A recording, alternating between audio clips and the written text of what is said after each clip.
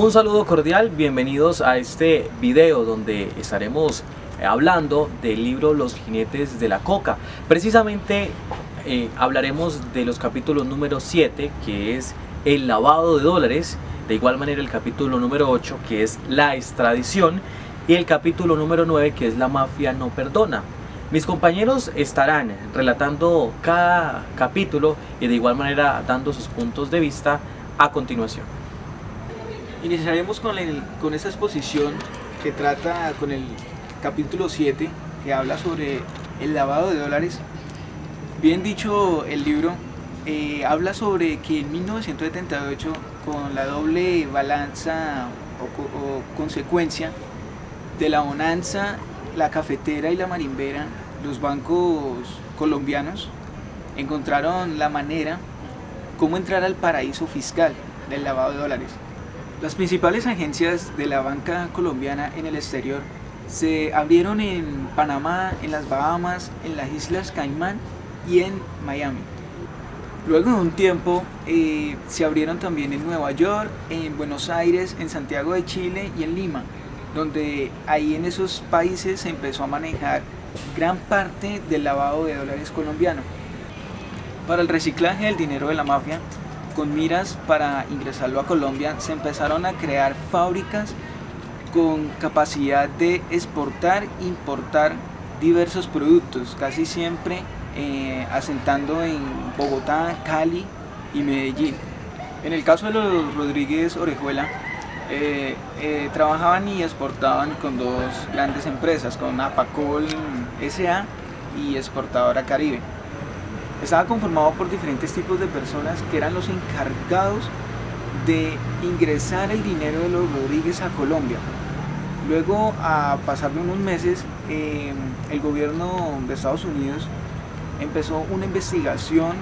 El estudio afirma que en la década de los 70 Colombia fue sitio transitorio de el gran consumo de droga en los Estados Unidos. Pero se cree también que en 1982 dos grandes países principales sobre este tema del narcotráfico fue en Brasil y Bolivia. Según las investigaciones, en 1984 los narcotraficantes colombianos produjeron más de 225 toneladas de cocaína, cuyo valor en los puertos de Estados Unidos lo denominaron o lo valorizaron por más de 80.000 millones de dólares. Se llegó a concluir que las ganancias de estos delincuentes en 1984 llegó a oscilar más de 12.000 millones de dólares. Siguiendo con el capítulo número 7, nos da a conocer sobre el manejo y lavado de dólares.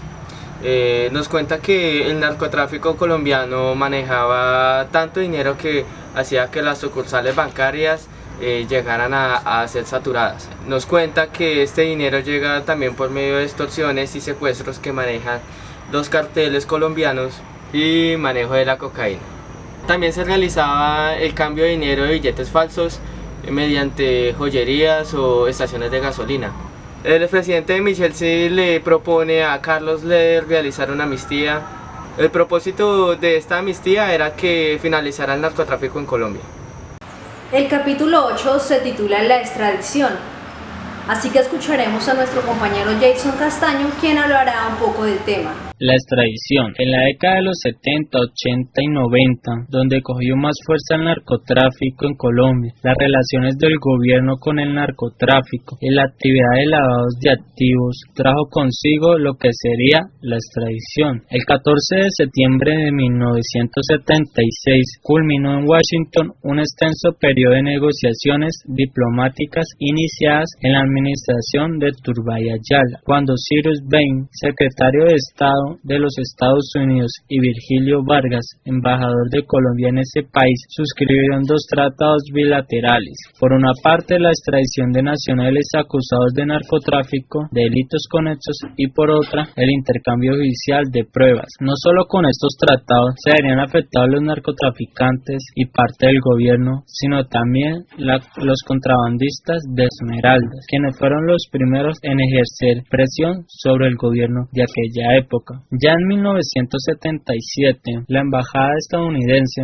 había entregado al jefe de Estado, Alfonso López Michelsen, el llamado Memorando Bowl. El documento era una extensa lista de traficantes colombianos y de funcionarios públicos que les prestaba ayuda, la cual había sido elaborada por Peter Bone, asesor de la Casa Blanca para asuntos de narcotráfico. El 10 de abril de 1972, cuando el presidente de los Estados Unidos iba a hacer la primera extradición del primer colombiano narcotraficante bajo el poder del presidente de la República, Misael Pastrana Borrero, el cual negó la extradición de este narcotraficante y puso a cargo al Procurador General de la Nación de promover la acción penal para que los hechos que se le imputaban a Córdoba no quedaran en la impunidad. A partir de allí transcurrieron casi 20 años hasta cuando se modificó el Código Penal en cuanto a la entrega de colombianos y se celebró el nuevo convenio. Tras los tratados finales fueron suscritos en Washington, pero el de extradición demoró mientras se resolvía su suerte. Finalmente fue sometido a consideración del Congreso, que lo aprobó en completo silencio. En este estado llegó Belisario Betancur a la presidencia de la República, pero que al poco tiempo sería investigado por recibir más de 100 millones provenientes de la mafia y del enemigo número uno de la extradición, el narcotraficante Pablo Emilio Escobar, en compañía del señor Gonzalo Rodríguez Gacha. Fue así como el narcotráfico comenzó a tener gran poder sobre las decisiones del gobierno colombiano y más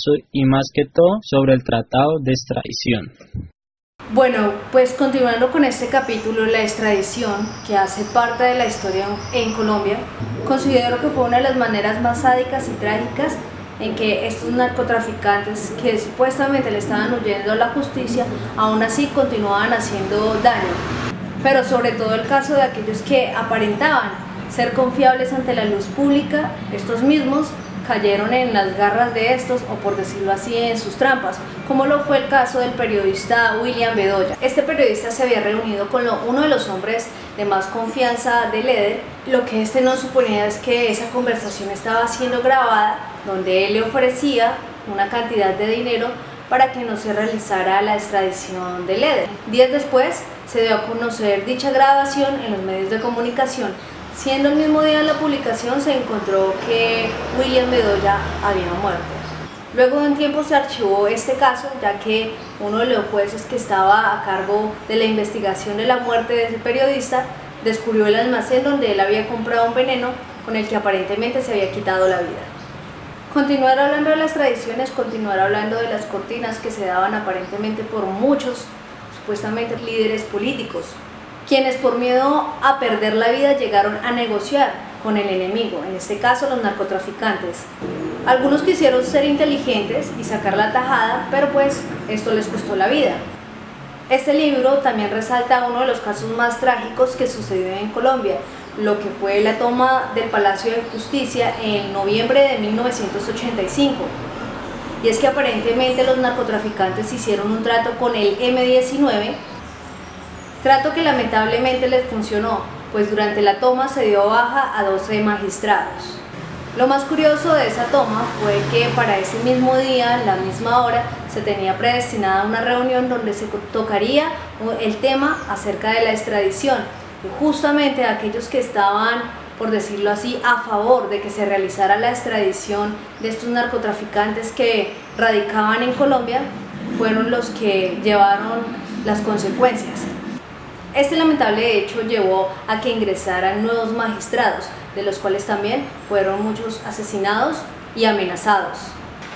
Luego de un tiempo, algunos magistrados dijeron no más a esta encerrona que tenían por parte de los narcotraficantes. Claro que esta decisión la hicieron o la tomaron gracias a algunos documentos que encontraron, donde decía que la extradición se podía realizar sin que la Corte emitiera o realizara algún concepto. Por tal motivo, el Tratado de Extradición del 79 se cayó y se pudo extraditar sino tan solo a Leder. Así se continuó, algunos tuvieron miedo de realizar extradiciones, como otros no, y así sucesivamente. Se cayó la extradición, pero no el gobierno. El capítulo 9. La mafia no perdona. Cerca de la ciudad de Medellín nace una escuela de sicarios. Esta es controlada por Isaac Stenberg. Él les enseñaba cómo disparar, cómo manejar una moto cuando van dos personas, tiro al blanco, equilibrio. Pero hay muchas versiones. Una de ellas era que el examen era dispararle a alguien en la calle, en plena calle, no importaba que hubiera personas, y le calificaban la muerte instantánea y la velocidad de la huida. Esa escuela era controlada por Pablo Escobar. Isaac Stenberg fue asesinado porque tenía relación de amistad con Guillermo Cano. Guillermo Cano era el director del Espectador, era el único que denunció a todos los flagelos, problemas económicos, políticos y militares. Por esa razón también mataron a Guillermo Cano. Lara Bonilla era uno de los enemigos de Pablo Escobar y de los narcotraficantes.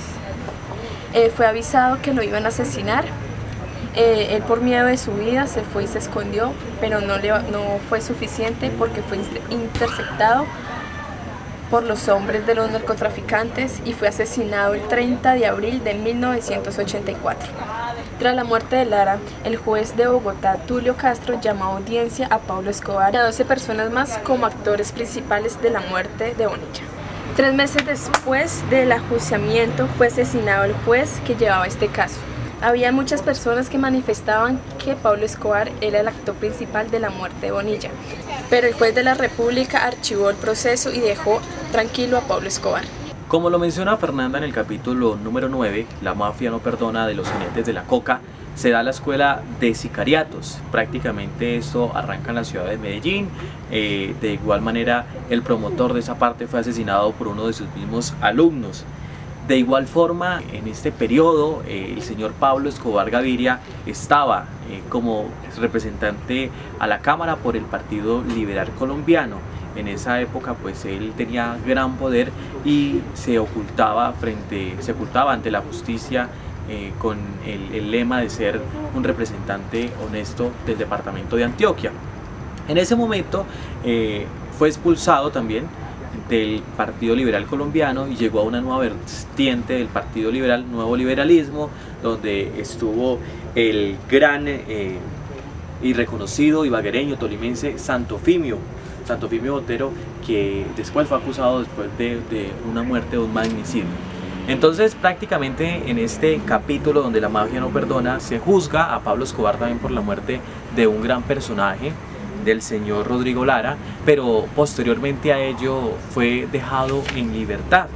Prácticamente en el libro Los jinetes de la coca nos da la posibilidad de conocer lo que se ha vivido en Colombia en temas de corrupción, en temas de narcotráfico, la drogadicción, que ha sido bastante compleja.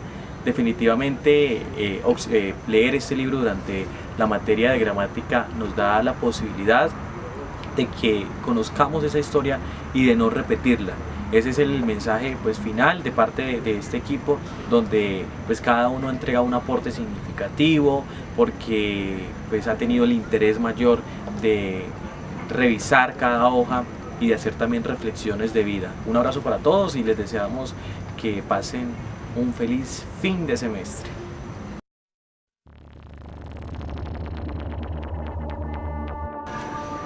Para me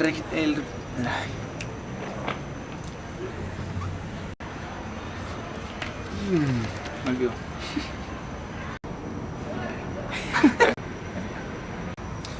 También podemos ya. ¿Ya? Sí.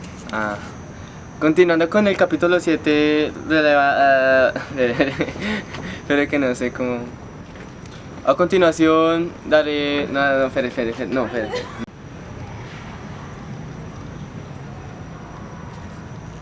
No, es que yo parado no. 3 meses después asesinaron al juez Tulio. Pero hay muchas versiones. No. Pero a Isaac Stenberg lo mataron porque estaba relacionado con... ¿con quién? Él era el periodista... No. Tras la muerte de Lara, el juez de Bogotá, Tulio.